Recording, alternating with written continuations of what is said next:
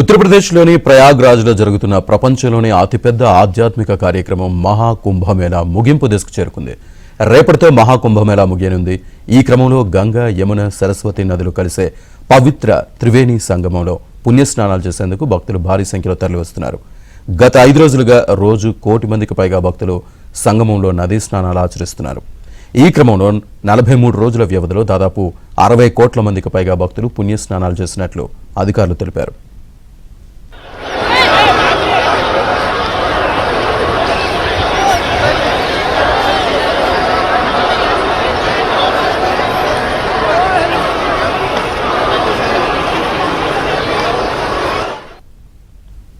జనవరి 13వ తేదీన మహాకుంభమేళా ప్రారంభమైంది.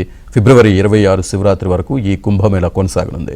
45 రోజుల పాటు జరిగే ఈ మహాకుంభమేళాకు ప్రపంచం నలుమూలల నుంచి దాదాపు 60 కోట్ల మంది భక్తులు వస్తారని యూపీ ప్రభుత్వం ముందుగా అంచనా వేసింది. అయితే అంచనాలకు మించి భక్తులు తరలివస్తున్నారు. మహాకుంభమేళాలో చివరి రోజైన ఫిబ్రవరి 26న 2 కోట్ల మంది భక్తులు వస్తారని అంచనా వేస్తున్నారు.